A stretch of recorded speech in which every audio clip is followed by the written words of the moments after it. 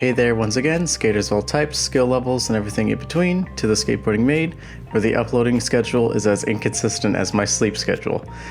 Today, I'm just going to go over some kind of basics when it comes to picking out and finding skateboards, what to look for, and then kind of near the end, I'm going to be having a little bit of a video comparing like a shop complete versus like a few different kinds of store completes you can just buy at like a Target or a Walmart. Here's the time code if you want to go ahead and just skip to that right there. But if you want to stick around, I'm going to go ahead and break down the basics of what to look for when buying a skateboard. So to start, we're going to talk about skateboard decks. This is just one I keep for decoration. Decoration. You should unsubscribe. So a few basics about skateboard decks. Usually most of the ones you're going to get are going to be like a 7-ply maple board, sometimes a little bit fancier, but for the most standard, you're going to look at 7-ply. A few things to think about with your deck are something like the size. You're usually going to find them in something like 7.75, 8.0, 8.125, 8.25, 8.37, higher. And what that usually refers to is the width of the deck. I ride a 7.75 right now. This is an 8-inch, but if you're bigger, you might want to go for like an 8, 8.125, and up, just depending. Just the things to be aware of is that the weight is going to affect how high you can make it jump. But then again, if you're heavier, that's probably not going to matter as much to you. And if they're smaller, they may have more pop, but they also will snap easier unless you weigh nothing like me. Another thing to consider is the art, because art is just a cool part of a skateboard. Everybody loves art. And something to consider is that if you're riding it, it will rub off. If you're going down a curb, it might scrape on the curb. If you're doing board slides, it's going to scrape on the board. It's going to scrape on the tail, going to scrape on the nose. A way to prevent your art from getting ruined is by investing in one of my absolute favorite things, skateboard rails. These are just little plastic pieces that go on the sides of your rails. Actually, I want to try making some of these later, so stay tuned for that. I may try and make a video on that sometime. Skateboard rails are just little plastic pieces. They have usually wood screws that just screw in on the rails, and they just usually go on the side. They help with board sliding because, they're plastic, so they'll slide a lot easier than just sliding on the wood. And along with that, they're going to protect your graphic. And a little thing people don't necessarily always talk about, but depending on where you place them, they don't really weigh much of anything, but they will affect how the board spins depending on where you place them. Just giving a little extra bit of weight near the center or near the ends are going to make it either spin faster or slower. So that's a fun little thing you can kind of consider with that too. And that's about it for the boards. The only other thing you might want to consider is a few things like the depth of the concave, which that's something you kind of just find by, riding boards, seeing what you like, and the shape, which again is just kind of varies by brand. They're for the most part similar, but you're going to have either it's a little bit different of a nose and a tail. The tail is going to need to be wider, the nose will be more narrow, but you'll kind of just get a feel for ones you might like the more you ride a board. But that's the basics of an actual deck itself. Let's go on to some of the actual hardware that is in a board. First one you're going to be thinking about most likely is trucks. Trucks are the part that obviously the wheels and the bearings go onto, and they are what sits underneath the board, and they're the ones that help you with turning and just general board usage. If you don't have trucks, you're not going to have an axle for wheels to spin on. These are some Udo trucks. I think they're Ventures. I got them for another setup in the future, when I decommission my next one or break it, whatever comes first. Kind of wanted to try these guys out. I usually ride Thunders. And of course, there's a few things to consider about your trucks. One of those being what they're made out of. Some trucks are going to be kind of heavier duty, which are going to be more like holding up to grinds and stuff like that. But they might be heavier and be a little bit more weight on the board, making you pop not as high. There's going to be some that are like hollowed out. These ones aren't.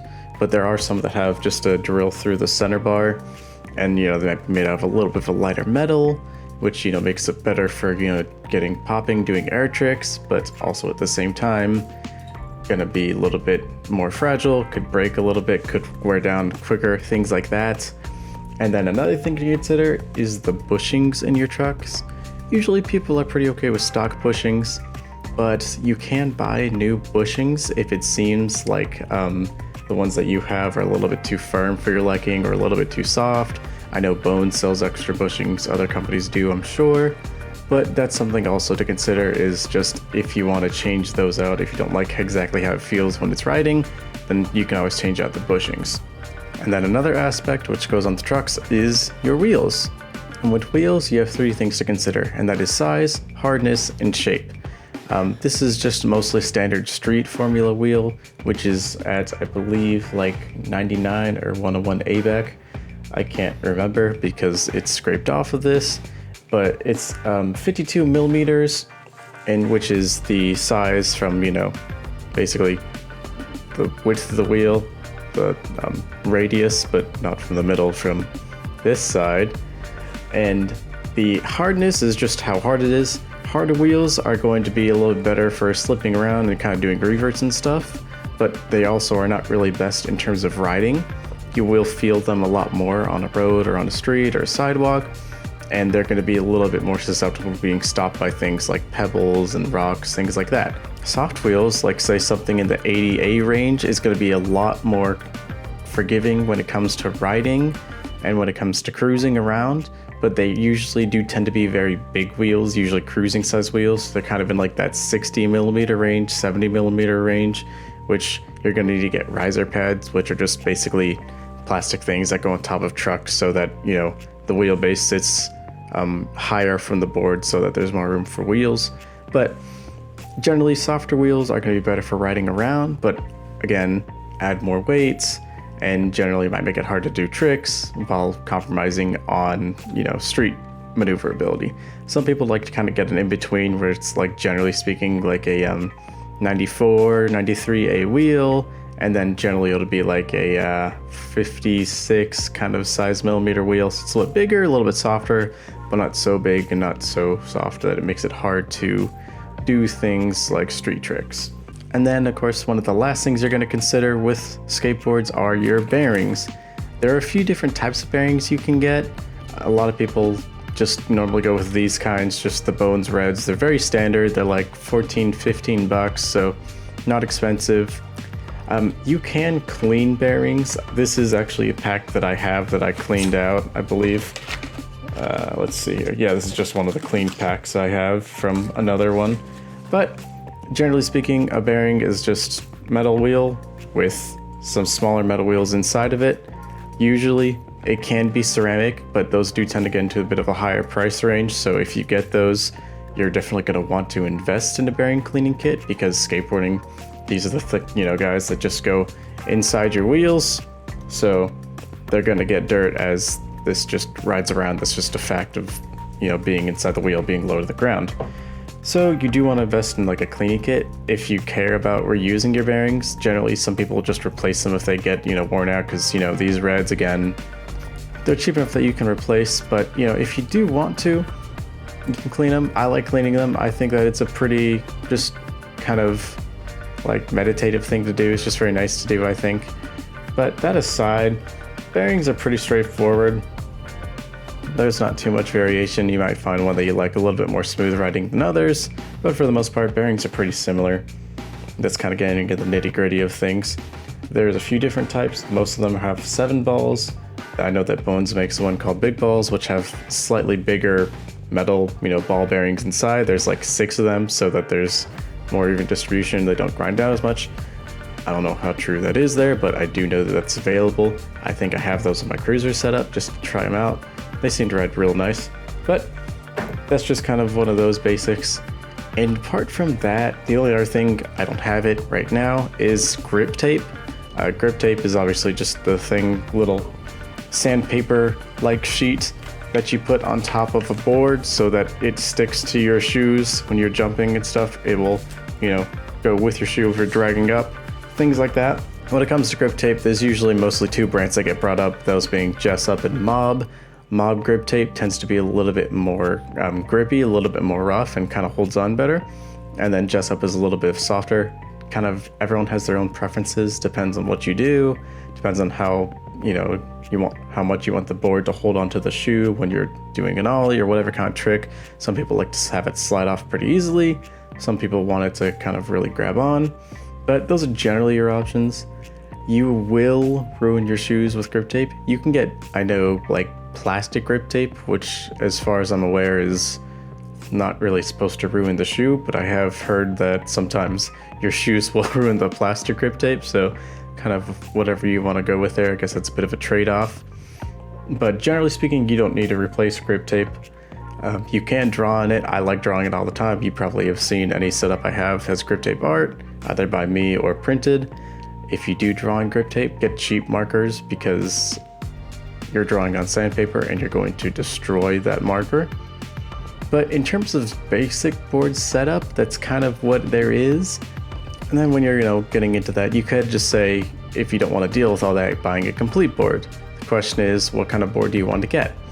You can go to, like something like Target, Walmart. They do have skateboards that you can get there, but you also might want to consider, is that a good board? Is that something I want to get, or is it not? Because you can go to somewhere like Zoomies, you can go something to like Braille's website, you can go to a local shop, maybe a local website. I have Cowtown, and they do sell completes. They're generally in the $100, $110 range, and that is definitely a lot more than like a $40 Walmart board. But the question is that better? And I think the best way to do that is to test. So I went to Target, I got a $25 board, like a $35, $40 board, and then I also just had a Braille complete from, when I was starting out. It's like $100, I think. So I'm gonna grab those 3 boards, and we're just gonna run a few tests on them and see how they compare. So let's go do that. So I'm here at the testing parking lot that I like with the 3 skateboards in question. One is a $25 skateboard from Target. One is about a $35, $40 skateboard. And then another one is a about $100 complete or so from Braille. I have not really skated any of these yet, but first initial notes that I will say, the $25 one has plastic trucks, and no matter how much you tighten them, they continue to stay loose no matter what. There is little to no concave on the board whatsoever. The $40 one seems like a little better. Trucks are made out of metal. There's a little bit of concave, still not very much, which I mean, it's probably, just minor concave, which it's not terrible. The board is also shaped much better than this one. This is basically flat with 2 nose tail. This one actually has a little bit of shape to it. And then there's the actual, Braille complete, which again, metal trucks, has decent concave. I put the grip tape on myself, so don't worry about why that's not Braille. But apart from that, it is a Braille complete. This has Mini logo trucks and Mini logo wheels. These 2 are just the generic brands, 2 each skateboard type, maple, redo specifically. I'm gonna get the plastic off of these, then we're gonna go through a few tests, just check a few initial things, and then I'll probably give you a few thoughts on how I feel about all this stuff. Okay, got the plastic peeled off. First few things I do want to mention. These 2 boards are 775, that's just what they come in, so they are like probably the smallest common skateboard width. This board, the Braille complete, you can actually choose what size you get. I got this one when I was still riding an 8, so this is an 8-inch, but just do want to consider the fact that you can choose the size on these, since a lot of people do like bigger boards. So that is something to consider, considering that if you're getting a starting board, you probably want to be an 8, maybe an 825 if you're a little bit bigger. And starting out on a 7 is very narrow for a beginner, and it may be a little bit harder to balance and just stay on. So that right there is already a little bit of a disadvantage. And then again, considering just the plastic trucks, and all the wheels are 53 millimeters, but if you don't know, that is what's measured by the radius of the wheel, not the actual width, because these wheels are quite thin, especially compared to these wheels, which are a lot thicker. But again, that is definitely a few things to consider. They're all gonna ride a little bit differently. And then there's just the matter of the build quality. This one I know is pressed, maple wood. These, I have no idea what they are. And will say,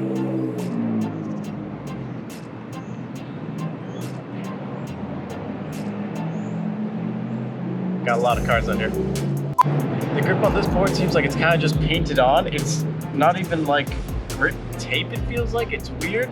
I guess it's peeling up like a really bad sticker, so it's like a very thin sticker grip. It's bizarre. I don't see it holding up too well. This one, props to it. The grip is actually pretty reasonable. I mean, it's kind of smooth, it's very light, but it is still a reasonable amount of grip. So it at least has that going for it. And then this one, I can't say anything about the regular grip because I bought this from a skate shop. I put the grip on myself on this one, but I can at least say it's probably going to be better than these two, but that's not too hard to beat. But I'm going to hop on these right away, and then we can kind of get a quick little view of how it looks, when you're standing on, see how the trucks are loose, see how they tighten maybe. I'm going to try and just, skate and turn into one of the parking spaces, so you can see just kind of how their maneuverability is per each board. Maybe try a few tricks. I might try and learn a strawberry milkshake in this video, so that'd be fun to do. But let me just go ahead and kind of see if I can adjust these at all. I'll give you the full down view right at the trucks, and let's get into that. So while I do like to ride loose trucks, I'm just gonna kind of hop on these and see how they feel just a first step on. And then I'm gonna try and, adjust the trucks and see if I can get them tighter and stuff, and then see how that kind of affects it. Because, a lot of people don't really know to adjust the trucks at the beginning, so they may just skate it right out of the package. And that can definitely be a little bit of a dangerous gimmick depending on, how the trucks are just stock. So I'm gonna go ahead, just step on these, just kind of feel how they are loose, tighten them up, and then we'll see how they compare. So let's start with the braille board and work our way down.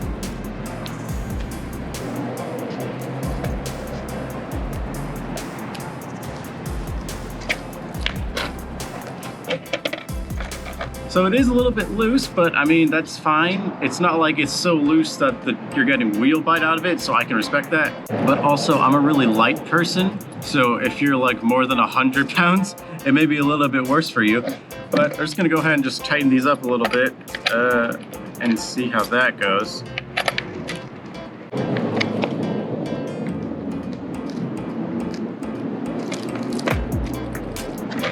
So they definitely seem to tighten good.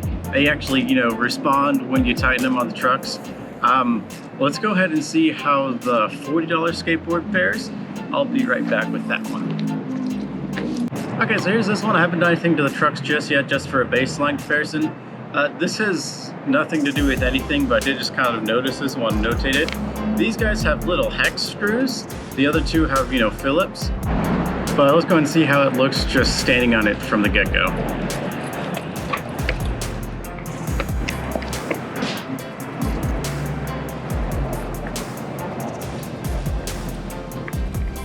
So these actually kind of feel a little bit tighter than, most others when the braille one started up get-go. That's kind of neat. But I'm gonna see if I can tighten them a little more, see if they'll tighten up, or just see if, they stay kind of loose as they are. The board weight is amazing on these. This feels so much lighter than that one because it's just made out of whatever composite.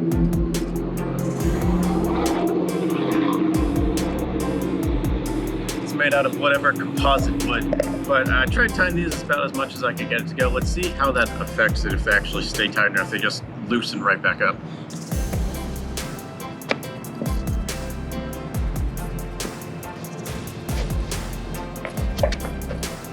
Okay, so those actually seem to tighten pretty okay. But let's go ahead and try out the $25 skateboard. So this is honestly where my reservations lie with this terrifying plastic truck skateboard. These actually have the same kind of like wheels. I mean, these ones are under the Maple brand, those ones are under the Redo brand, but I'm sure they're all just by the same factory in like, just different production names. And also they claim to have ABEC 5 skip bearings on them, so that's another thing. But let's just go and see how they, turn just without any kind of tightening.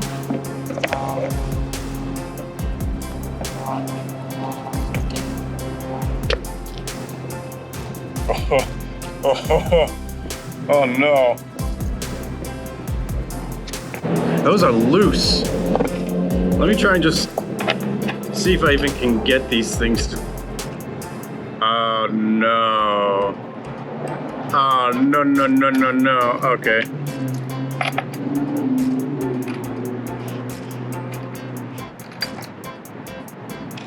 Okay, so that's about as tight as I can make the trucks. Let's see how they fare.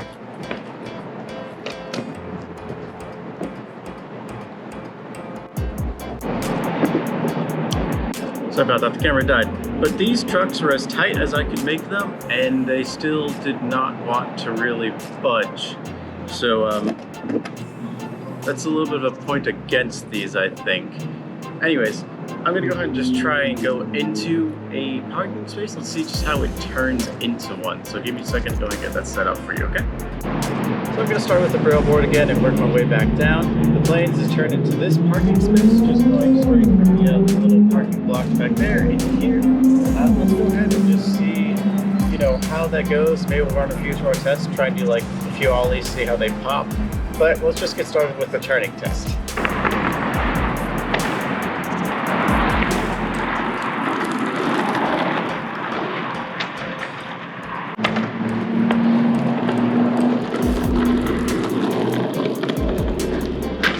So, braille board, tight, turning, just good as you'd expect. Let's go ahead and try the redo board now.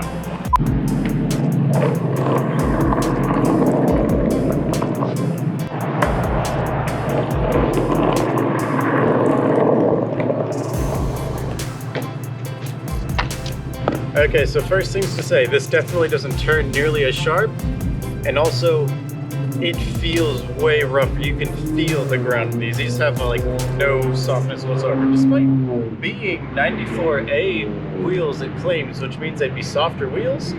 You can definitely feel them riding, which could be because they're a little bit thinner, I'm not too sure. But definitely not nearly as nice as the board, even though I like 7.5s more, just feels a lot tighter. Definitely doesn't feel as good standing on it. Feels flat, which you don't want. But onto the maple board.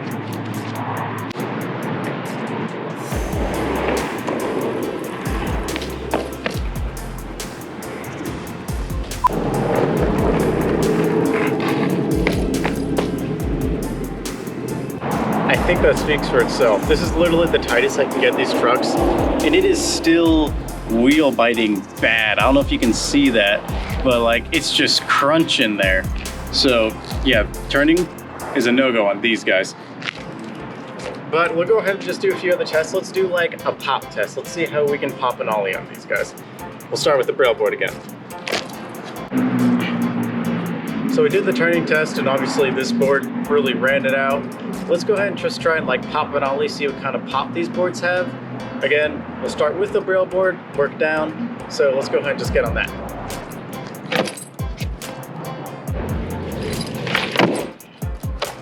I'm so used to a 7.5 now, this feels big.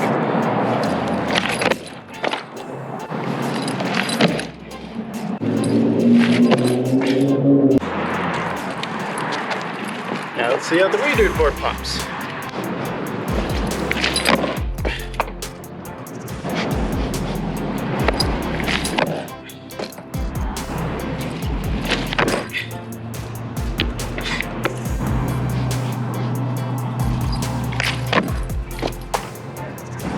Now let's try popping on this board.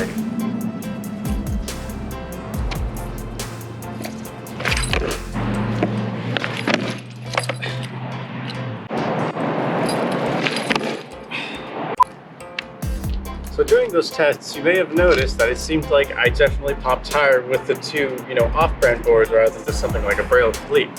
And there are two reasons for that. One is that these are 7.5s, which means that they're lighter and smaller. And two, these aren't made with like maple, they're made with like some composite wood that's really light, which while it's good for popping, is terrible for durability. They're gonna just grind down in like a week. So I definitely would not recommend either of these boards.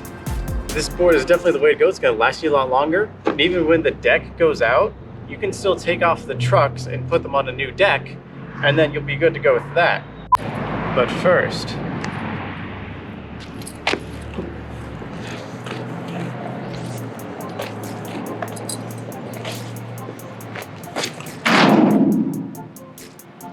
put that where it belongs.